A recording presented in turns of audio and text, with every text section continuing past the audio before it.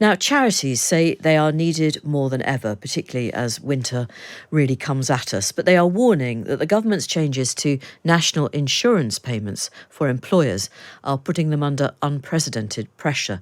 Rachel Reeves, the Chancellor, has refused to change course despite a petition from more than 7,000 charities and voluntary organisations, setting them up for a potentially grim Christmas. Let's check in with one of the charities involved, Rainbow Trust. Zillah Bingley is Chief Executive. Zillah, good afternoon to you. Hello, Jane. Now, tell us first of all what Rainbow Trust does.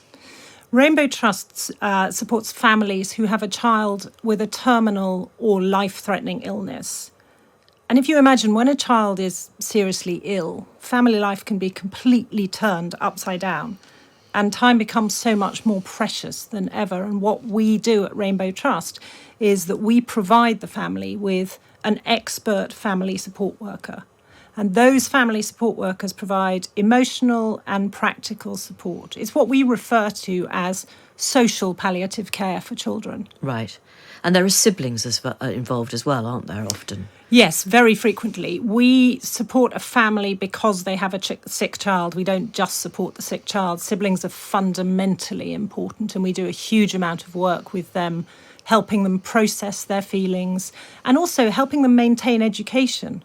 Sometimes they get tied up in the fact they have to go along to hospital with the parents, and that's just not fair. And our family support workers can ensure they get to and from school and maintain their normality. So I remember sitting in this very seat actually on the day of the budget when the changes to employers' NI were announced.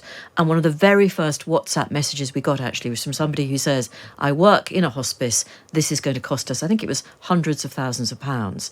Rainbow Trust is not a hospice, but you do really important work, which the NHS often isn't able to do, or you're doing it on behalf of the NHS. You could argue, and I'm sure you do, that you're saving the NHS money. But you're going to be penalised, aren't you? Yes, that's absolutely right. I mean, we are a service provider. Yes, we're a charity, but we are a service provider that works alongside and within the NHS and hospices. We're CQC registered in the same way that they are. And yet the NHS is exempt from the national insurance and we aren't. And that just seems to defy logic for me. We are a crucial part of end-of-life children's palliative care. And yet it doesn't seem to be recognised in the way that I think it should be. So you've got a petition, 7,000 charities are involved in that, but there is no sign at all that the government intends to change course on this. Are you disappointed? I'm hugely disappointed. I mean, if I look at it from a blunt perspective, this is going to cost us, Rainbow Trust, something in the region of £91,000. We get no government funding. I have to find 5.7 million this year to fund the work we do. And I do that by getting the public, the generosity of the public, the occasional charity grant, and corporates who want to have a charity of the year as their CSR policy. But I've got to say to a donor now, could you please give me £91,000 so I can give it straight back to the government? That's crazy. I mean, I hope you find one. You might do, but it does seem absolutely extraordinary. And this just means quite simply that you won't be able to help as many families. End of. Yeah. That's right. I mean, if you look at £91,000, I mean, that's a base cost, probably salary of 3 family support workers. They can support up to 25 families a year. So that's 75 families that now will lose out. At the moment, we're supporting 1,093 families, as at the end of last week. I haven't looked today. Are they all over? Where are they? They are across the country. We have 9 teams on the ground, and we also provide online support where we don't have a team. But that's 1,093. At the moment, I've also got 113 families on a waiting list in different teams. So 113 families whose child might die. They haven't got the time to wait.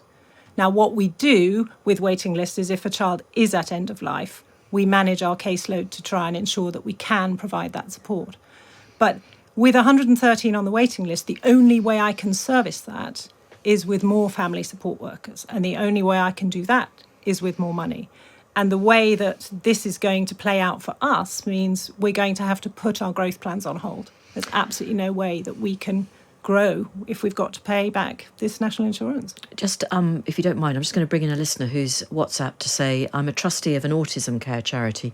The combination of a hike in NI and real living wage increases, well, the average cost of an employee is going up by £1,900 per year, or an additional 150 grand a year. We are funded by local authorities who also have to pay these hikes. We are effectively an offshoot of the public healthcare system, so it's more logical and reduces what we can do capacity-wise. That's from Alexis in Bath. Yes, I mean, I think you can understand that, can't you? Completely. Yeah.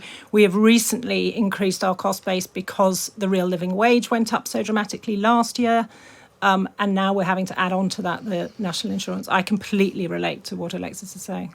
Zillah, thank you very much. You never know, somebody listening of a generous nature with deep pockets might be able to help out. The charity is Rainbow Trust. Thank you very much indeed, Zillah. Thank you very much for having me, Jane. It's a great pleasure, and have a very happy Christmas. Zillah Bingley is Chief Executive of Rainbow Trust. Thank you for coming in.